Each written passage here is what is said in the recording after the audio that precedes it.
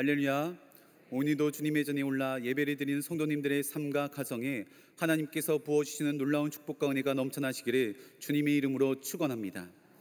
오늘 수요 치유의 신학의 제목은 히스기야의 치유와 회복입니다. 본문은 이사야 38장 1절에서 8절, 16절에서 20절까지 말씀입니다. 저는 삼성교구를 담당하고 있는 박영균 목사입니다. 치유는 삶을 완전히 뒤바꾸는 놀라운 능력을 가지고 있습니다. 한 의사가 이렇게 말하였습니다. 가장 큰 감사를 표현하는 사람은 중환자실에서 살아나온 환자들입니다. 죽음의 문턱까지 다녀온 사람들은 결코 이전처럼 살아가지 않습니다. 삶을 대하는 태도가 180도 달라지고 예전에는 무심히 지나쳤던 일상들이 더없이 소중하고 감사하게 느껴집니다. 숨을 쉴 수 있다는 것 자체만으로, 길을 걸을 수 있다는 다리가 있다는 것만으로, 일을 할 수 있다는 힘과 능력이 있다는 것만으로, 사랑하는 사람과 눈을 마주칠 수 있다는 것만으로 감사하며 모든 것이 은혜로 다가옵니다. 죽음에서 돌아온 사람들은 삶을 대하는 태도와 눈빛이 달라지고 하루하루가 선물처럼 여겨집니다. 오늘 말씀에 나오는 히스기야 왕도 이런 하나님의 놀라운 능력을 경험하였습니다. 그는 중병에 걸려서 죽음 위기에 이르렀었고 이사야 선지자는 그에게 하나님의 말씀을 이렇게 전해주었습니다. 1절 말씀입니다. 그때 히스기야가 병들어 죽게 되니 아모스의 아들 선지자가 이사야가 나아가 그에게 이르되 여호와께서 이같이 말씀하시기를 너는 내 집에 유언하라 내가 죽고 살지 못하리라 하셨나이다 하니, 너는 내 집에 유언하라 내가 죽고 살지 못하리라. 한마디로 말하면 히스기야야, 하나님께서 너 죽는다고 말했으니까 그대로 될 것이다. 그러니 어서 가서 가족들에게 유언을 준비하여라 라는 말이었습니다. 그러나 히스기야는 하나님께 눈물로 기도하였고 하나님께서는 그의 간절한 눈물의 기도 소리를 들으시고 그의 생명을 15년이나 연장시켜 주셨습니다. 그 당시 히스기야는 구체적으로 어떤 병을 앓고 있었는지는 모릅니다. 그러나 유추해 볼 수 있는 작은 힌트가 있습니다. 열왕기하 20장 7절 말씀에 보시면 이사야가 이르되 무화과 반죽을 가져오라 하매 그들이 가져다가 종처에 놓으니 나으니라.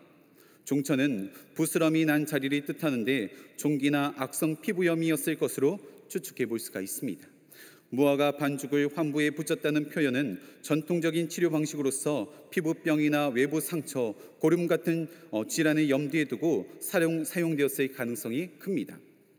그래서 어떤 학자들은 이 종기가 폐혈증이나 악성 종양 또는 피부암이었을 것이다 라고 말하고 있습니다.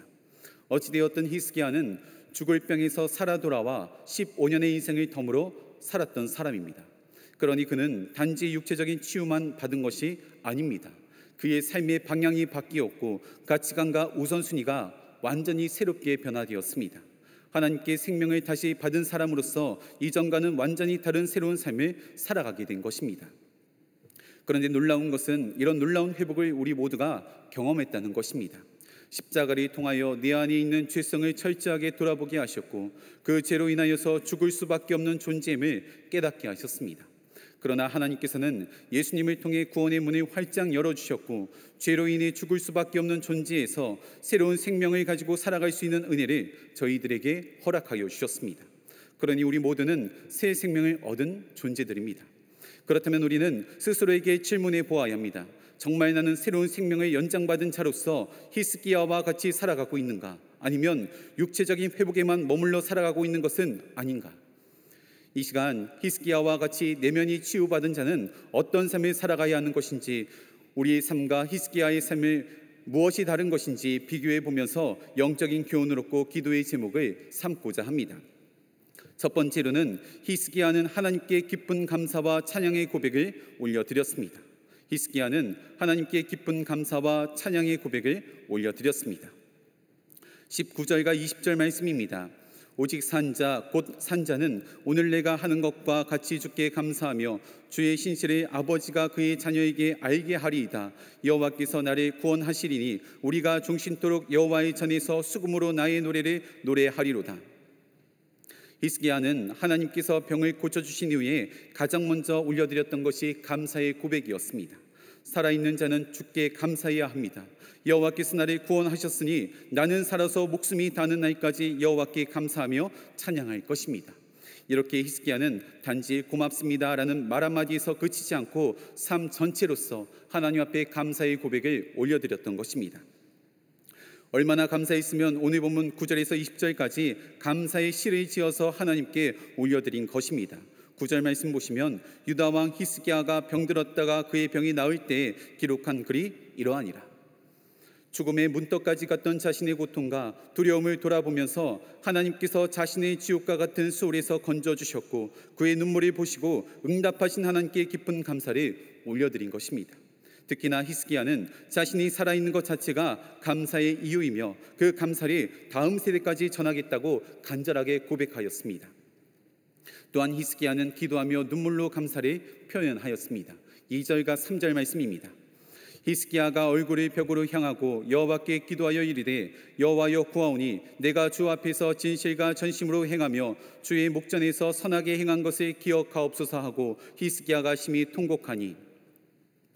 히스기야가 병에 걸렸던 나이가 몇 살인지 성경은 직접적으로 밝히지는 않지만 여러 구절들을 종합해 보면 대략 39세였다라고 추정해 볼 수가 있습니다. 그가 왕이 되었던 나이가 25세, 그가 통치하였던 기간이 29년, 이를 더하면 히스기야가 살았던 나이가 54세가 나옵니다.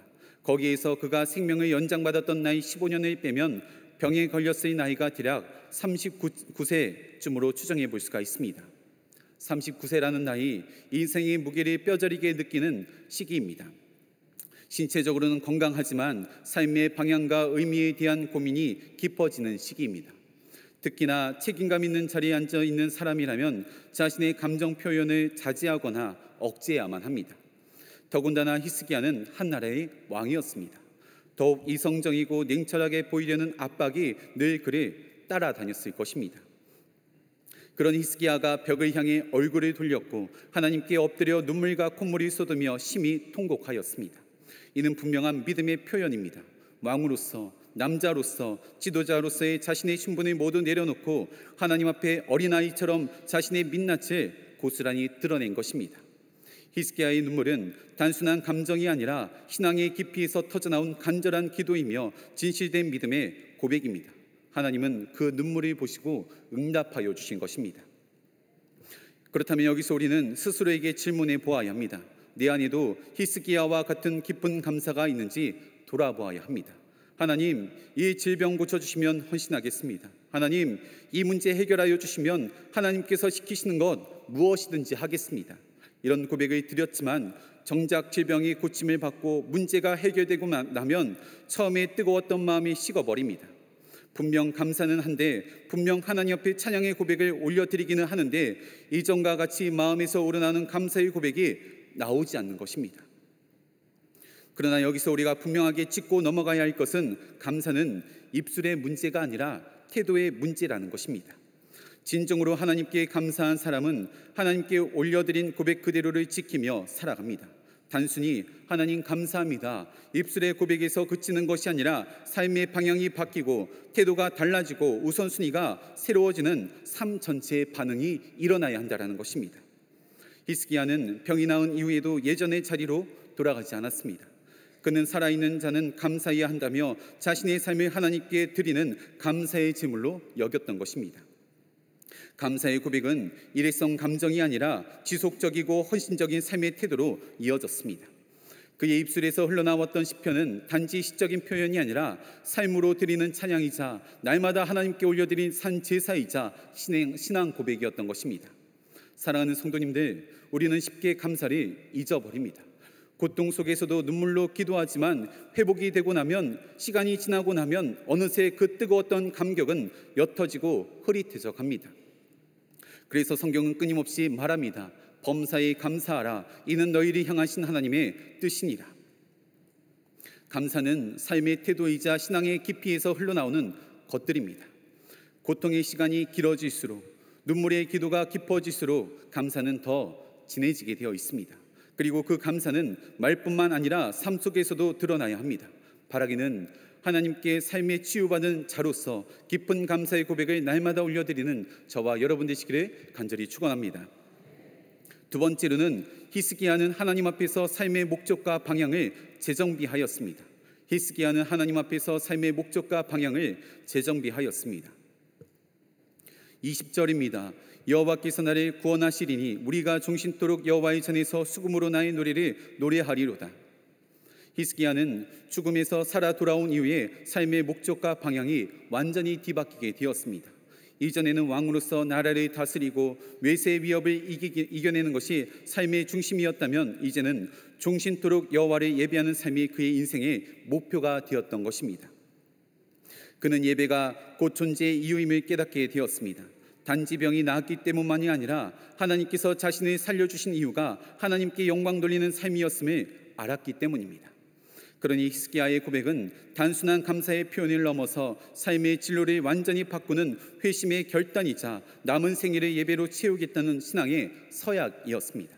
그런데 이런 히스기야의 회심과 결단에 앞서서 하나님께서 먼저 히스기야를 향해 큰 기대와 부푼 꿈을 품고 계셨다는 사실을 저희들이 발견할 수가 있습니다.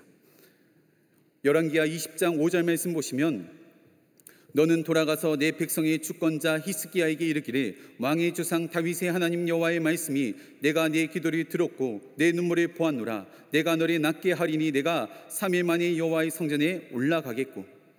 이 말씀을 자세히 들여다보면 히스기야 스스로가 성전에 올라가 예배드리겠다는 다짐을 하기도 전에 하나님께서는 이미 내가 성전에 올라갈 것이다 라고 말씀하고 계시는 것을 들여다볼 수가 있습니다. 이는 단순한 치유의 약속이 아닙니다. 하나님께서 히스기야가 다시 회복되어서 하나님의 집 성전에서 예배하는 자로 서기를 기대하셨던 것입니다. 즉 히스기야의 예배 회복은 하나님의 계획 속에 이미 포함되어 있었던 일이었던 것입니다. 하나님께서는 생명을 연장시키시되 목적 없이 연장하지 않으셨습니다. 다시 한번 삶의 기회를 주신 이유도 그를 통해 하나님의 영광이 나타나기를 기대하셨기 때문입니다. 죽음 앞에서 터진 히스기야의 기도는 사실 하나님께서 오래전부터 기다리고 계셨던 고백이었을 것입니다.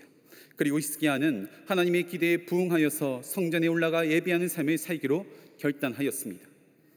그런데 하나님을 예배하는 삶을 살고자 결단할 때 저희들이 한 가지 잊지 말아야 할 것들이 있습니다. 바로 하나님 앞에 성실해야 한다는 것입니다. 오늘 본문의 말씀 3절입니다. 여호와여 구하오니 내가 주 앞에서 진실과 전심으로 행하며. 히스기야는 그가 병들었을 때도 자신의 삶이 진실과 전심으로 하나님 앞에 성실히 행하였음을 호소하였습니다.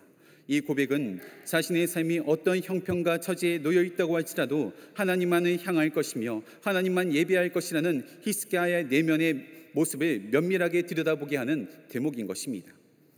히브리어 원문에 보면 진실 에메트와 전심 레브실렘은 성실함과 일관된 신앙생활을 이미 의미하는데 병이 낫고 나서도 그 길을 계속해서 걸어가겠다는 의지를 보여주고 있습니다.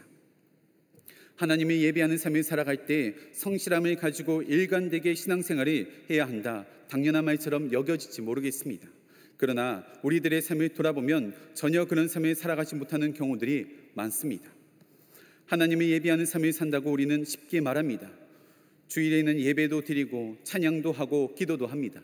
그러나 가만히 들여다보면 예배는 드렸지만 삶은 하나님과 전혀 상관없이 살아가고 있는 경우가 얼마나 많은지 모릅니다. 입술로는 주님을 사랑한다 고백하면서도 정작 내 삶의 결정과 행동은 내 마음대로, 내 욕심대로 흘러갈 때가 있습니다. 주일날 예배는 드렸지만 가는 곳마다 분란을 일으킵니다. 하나님께 찬양의 고백은 올려드렸지만 불평과 불만이 입술 가운데서 끊이지 않습니다. 하나님께 기도는 했지만 겉으로는 믿는 척 거룩한 척 하지만 뒤에서 남몰래 흉을 보며 거짓이 난무한 삶을 살아갑니다. 그렇다면 이런 삶은 하나님을 예배하는 삶이 아닙니다.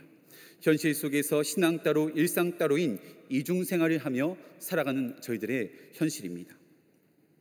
히스기야는 죽을 병에 걸렸을 때 자신이 진실과 전심으로 주 앞에 행하였다고 눈물로 호소하고 있습니다. 이는 억지로 포장해서 나온 고백이 아니라 정말로 그렇게 살았기 때문에 죽음 앞에서도 자신 있게 하나님 앞에 중심을 드러낼 수 있었던 것입니다. 하나님을 예배하는 삶을 산다는 것은 한두 번 뜨겁게 감동받은 것으로 끝나는 것이 아니라 삶 전체를 하나님 앞에 올려드리는 것입니다.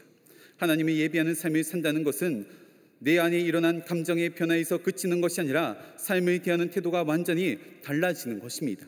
기분이 좋든 나쁘든, 육신이 피곤하든 피곤하지 않든, 형편이 좋든 어렵든 상관없이 하나님을 향한 마음이 흐트러지지 않는 것, 그것이 바로 예배자의 올바른 자세입니다. 그런데 우리의 현실은 어떻습니까? 조금만 상황이 힘들어지면, 조금만 피곤하여지면 기도는 미뤄지고 말씀은 닫히고 예배는 습관이 되고 맙니다. 하나님은 그대로 계신데 우리가 멀어지고 우리가 식어버려져 가는 것입니다. 사랑하는 성도님들, 하나님 안에서 새로운 생명을 얻은 사람은 삶의 방향과 목적이 바뀌게 되어 있습니다. 오직 주님의 영광만을 위하여 살아가는 것입니다. 그것도 한 번만 하나님께 영광 돌리는 삶이 아니라 성실하게, 꾸준히, 지속적으로 하나님께 영광 돌리는 삶을 살아가야 합니다. 그렇게 살기 위하여서는 내 형편과 처지가 어떻든 상관없이 항상 하나님을 내 삶의 중심에 두는 연습을 계속해서 하여야 합니다. 주의 성수, 내 목에 칼이 들어온다고 한이 있어도 지키는 것입니다. 내 몸이 아무리 지치고 고단하다고 할지라도 수요 치유의 시나 금요일의 밤 예배의 자리를 사수하는 것입니다. 뿐만 아니라 가정에서도 직장에서도 사람들과의 관계에서도 늘 하나님을 예배하는 자로 서는 것입니다. 월요일부터 토요일까지 내 삶 전체를 예배의 장소로 여기며 타협하지 않고 코람되어 하나님 앞에서의 삶을 살아가는 것입니다. 하나님, 저는 예배자입니다. 이 고백이 위선이 아니라 내면 깊은 진심에서 우러나온 고백이라면 날마다 삶으로 증명해내며 살아내야 하는 줄 믿습니다. 바라기는 어느 찬양의 가사 그대로 내가 서 있는 곳 어디서나 하나님의 예배하는 자로 살아가기 위하여서 내 삶을 재정비하는 저와 여러분 되시기를 간절히 축원합니다. 마지막 세 번째로는 히스기야는 하나님께서 자신을 기억해 주기를 간절히 구하였습니다. 히스기야는 하나님께서 자신을 기억해 주기를 간절히 구하였습니다.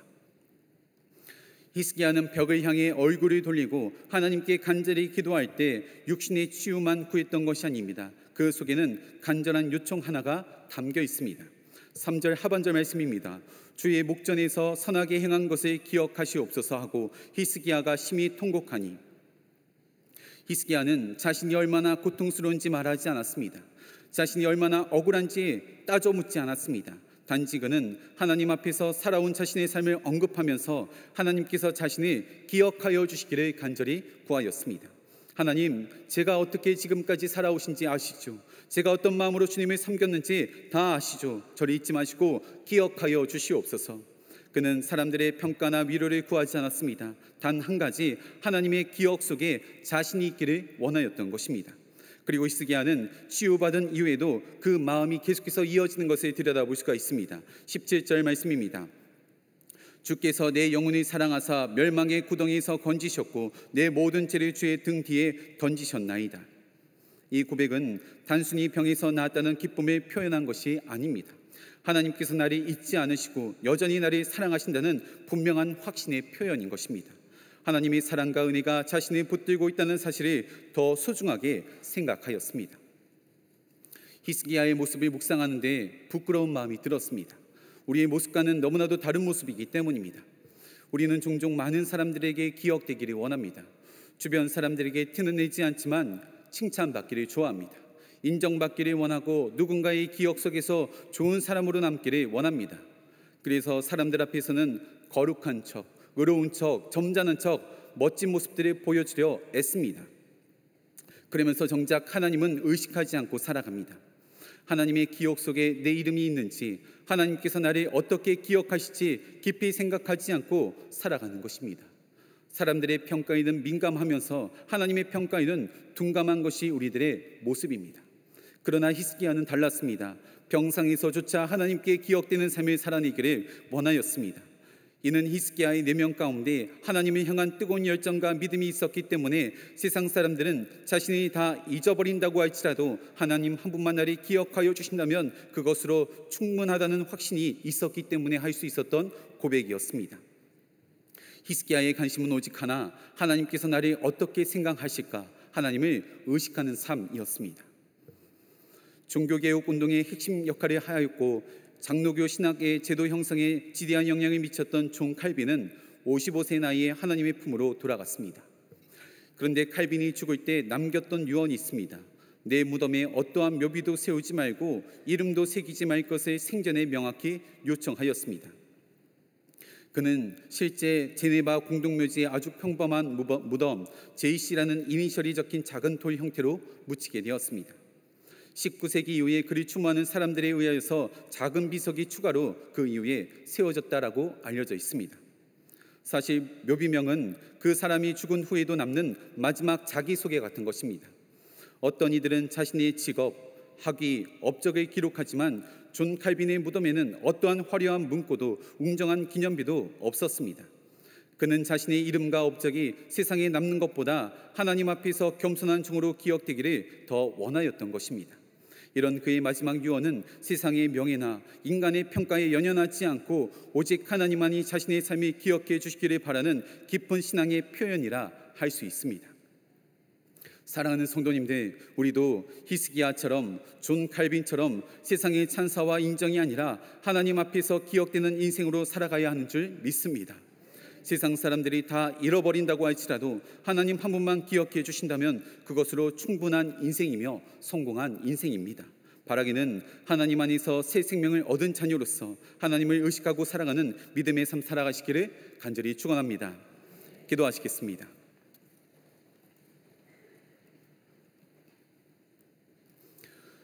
사랑과 은혜가 충만하신 하나님 아버지, 오늘도 히스기야를 통하여서 우리의 믿음을 돌아보게 하시고 잠자던 우리 심령을 흔들어 깨워주시니 감사를 드립니다. 죽음의 문턱에서 살아 돌아온 히스기야와 같이 우리도 십자가의 죽음의 문턱 앞에서 새 생명을 얻은 존재들입니다. 우리를 구원하여 주시는 은혜를 잊지 말게 하시며 날마다 감사의 고백을 올려드려 구원의 감격 아래 살아갈 수 있도록 인도하여 주시옵소서. 또한 우리는 삶의 목적과 방향이 바뀐 자들입니다. 입술로만 하나님께 영광 올려드리는 것이 아니라 삶으로서 증명해내는 삶 살아갈 수 있도록 인도하여 주시옵소서. 성실하게 꾸준히 지속적으로 하나님을 경배하게 하시며 내가 서 있는 곳 어디서나 하나님을 예배하는 자로 서게 하여 주시옵소서. 그리하여 사람들에게 기억되는 인생이 아니라 하나님께만 기억되는 인생 되게 하여 주시옵소서. 우리 삶을 치유하여 주시고 회복시켜 주시는 우리 주 예수 그리스도의 이름으로 기도하옵나이다. 아멘.